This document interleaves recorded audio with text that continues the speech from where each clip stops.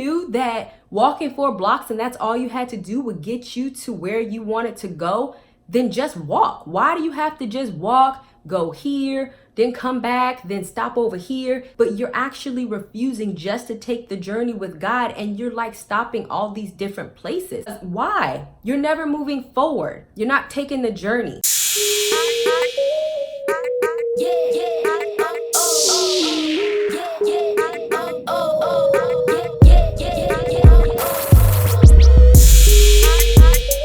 What is up, guys? Sophie here, your spiritual transformation coach, and I am back with another video. If you are new to my channel, before we get into the video, make sure that you check the description box because I put a whole lot of things in there. First being my Patreon. I have started a new Patreon, so go ahead and check that out because I give exclusive content about leveling up, among a whole bunch of other stuff that I decide to stuff in there. And also, if you are new to my channel, don't forget to subscribe. Today's video is about, if God is all God and he want to give me stuff, why in the world am I still waiting? Now, what you may be waiting for can be a whole lot of things. It could be a man, it could be a marriage, it could be a job, it could be a purpose, it could be money, it could be whatever it is that God told you that he was going to give you, or you feel that God told you that he was going to give you. It could be success. You could have been waiting for months, years, days, forever, in eternity. I don't know how long you've been waiting for, but you've been waiting and you just haven't seen it and you just don't know why. So before we get into the reasons, I am operating under the assumptions that you are doing the basic things. Waiting with expectancy, meaning that whatever it is that you are waiting for, you always need to be expecting and that it's going to happen any day now. That you are having faith that it is going to happen, and that you are not speaking, and that you are speaking into existence, and that you are not doubting. Provided that you are doing all of these things, then the tips that I'm going to get into, these tips may apply to you. Now, if you are not doing all these 3 things, then that might be the reason for your wait, and then case closed. So reason number 1.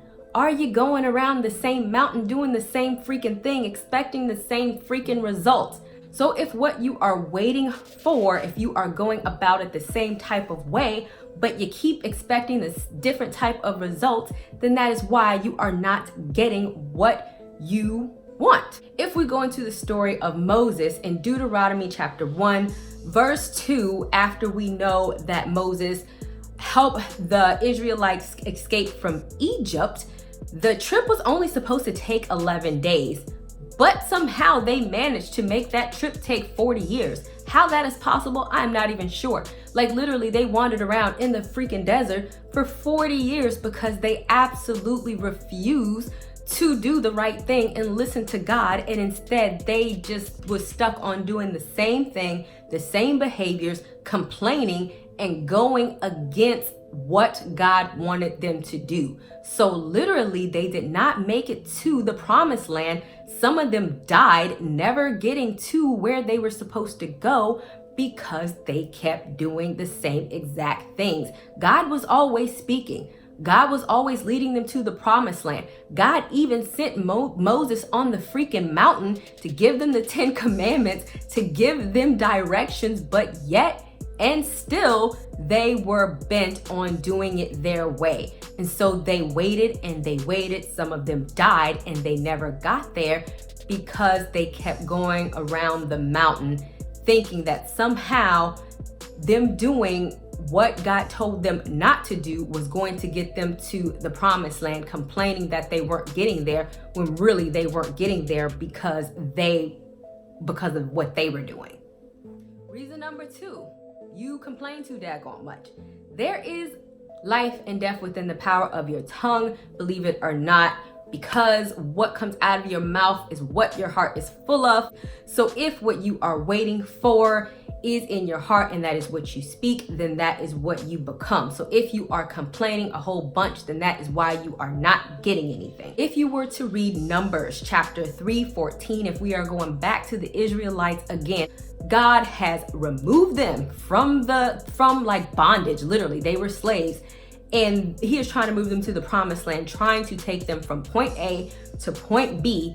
And the only thing that they can think about is that they are in the desert, and instead of looking towards the promised land, they are stuck on complaining, and the only thing that they can say is, why don't, we're out in the desert. Why don't we go back to being to Egypt? And why don't we go back to being slaves? Really? So you don't want to go to the promised land. Like, yes, you might be in a season of waiting. Yes, your season of waiting or the journey to waiting might be difficult, or it's not where you want to be yet. But are you really saying that that's like you rather go back to where you were? So if by chance you are single now and you want to be married, some of y'all, and I'm gonna speak some truth, y'all might be like, okay, well, I'm single, God, and I'm mad because you won't give me a marriage, or you won't give me a relationship. Yeah, my ex was bad, but at least I was with somebody, and I might as well go back to him, because at least that's better than me being by myself and blah, blah, blah. Okay, are we being for real right now? Okay, but that's why you're waiting, because you're literally trying to threaten God that you're gonna go back to somebody that he pulled you away from just because he's not giving you what you want. So how many of us sit up there and complain that we're going to go back to something that we know is not good for us and looking forward to where we're going instead of concentrating on where we are? Because just because where we are at is not the ideal place, it surely is better than where we were. And instead of rejoicing in that, you just want to complain. So that is the problem. You're not going to blackmail and threaten God with being mad with what you're not getting. So that's the reason why God is not taking you from point A to point B. Which will bring me to point number 3, is that some of y'all are very wishy-washy. You have to wait for what God promised you. And in the midst, you have to be truly, fully, humbly, and all that wonderful good stuff dedicated to the Lord. You can't be 1 foot in and you can't be 1 foot out. For God clearly says, I would prefer that you be hot, or I would prefer that you would be cold. If you are lukewarm, then I will spew you out of my mouth. It's pretty mean, but that's what he's saying. Basically, that means that I would prefer you be with me, or I would prefer you to be against me. Either you gonna rock with me or you're not. If you go to Exodus chapter 32:1, and so Moses has now went up to the mountain to go gather the 10 commandments. And at this point, the Israelites are tired of waiting for Moses to come back. They don't know what's going on, and Moses is up there doing some wonderful good stuff, getting ready to bring them a present back from God. And he's all happy, convening with the Lord, thinking they're waiting on him. And this is like a metaphor in case you're not getting it. You guys are the Israelites if you're waiting for whatever it is that God is, getting ready to bring to you. Or Jesus is up there, being your intercessor, communing with God, like, I'm gonna bring you back a present, and you're down here and he wants you to wait with expectancy. But no. What are you doing? You're creating false idols. So these Israelites literally started carving golden calves and worshiping them instead of worshiping the God that they literally saw part the Red Sea. So it's like, okay, either you're going to decide to rock with God during this wait and really be with God, and no matter what happens, trust that he has your best interest in heart, and trust that when he is up there doing his thing, trust that he's working it out, doing something on your behalf. No, you don't know what he's doing on the mountain, but you're trusting that he's doing something that is going to cause whatever it is that you're waiting for to come to pass. Or you're going to be like the Israelites sitting down there saying, oh my goodness, I don't know what God is doing up there. And because it's taking so long, I'm going to carve a golden calf, or I'm going to go do something crazy, or just completely go off of the path of God just because I'm bored and I don't feel like doing this God thing anymore because it's difficult. And then the wait is taking too long. He's up on that mountain for so long. And then when Moses comes back, God comes back and he's with your gift, and here he has your present. He's completely pissed off because look at what you done did. It's like he completely has your present, but you're prolonging everything because you're absolutely doing the most, because you're not willing to be fully dedicated to him, and you're only willing to be fully dedicated to him halfway, as long as it's according to your timing. So the reason why is because God knows in your mind you haven't really fully made up your mind what it is that you want to do. Because mind you, even when these Israelites decided to, worship these golden calves, they were supposed to be, in the promised land a long time ago, because the trip was only supposed to take 11 days. None of this was even supposed to happen. So if you had made up your mind a long time ago where you were gonna go, you wouldn't have gotten weary in the first place. Which will bring me to my next point. You might be waiting because you are not trusting and you are deciding to take things into your own hands, which we all decide to do because for whatever reason, we tend to think that we as human beings know best. And because we know best, we're like, oh, surely this is what God meant to do. Yeah, this might be wrong, but since God told us that he wants to do X, Y, and Z, or he wants us to have X, Y, and Z, this opportunity has presented itself. No, it might not be the most moral opportunity, but surely this is the way that God has meant for it to pass. So because God has wanted me to have money and there's a bank here, let me go rob it because I know it's within God's will for me to have. Stop playing. Nah. That's not it. So I know that's an extreme example, but I just had to give you an example because a lot of us, we prolong our waiting period because we do things and we start to take things into our own hands to try to make God's will come to pass. And really, we're just kind of agitating God because what that really means is that we are not trusting God. For example, whatever it is that you're waiting for may come tomorrow. But today you might decide to make a decision. You could have been waiting for, 3 years by now, and it can come tomorrow. Your wait could completely be over, but you can do something stupid today because you feel like 3 years is too long, and then you have another 10 years to go because you decided to do something dumb. That's just like with the story of Abraham. He told Abraham and Sarah that you're gonna have a child. They were tired of waiting. And then Sarah decided to say, hey, surely God must have meant for you to take my servant Hagar and have sex with her and have a child with her and then that will be my surrogate child. This makes no logical sense whatsoever, nor would God probably condone that, but surely God must have meant that because why not? And it makes no sense. And then after that happened, God did not talk to Abraham for 13 years. So for all Abraham knew, if they had not done that, Sarah could have gotten pregnant tomorrow.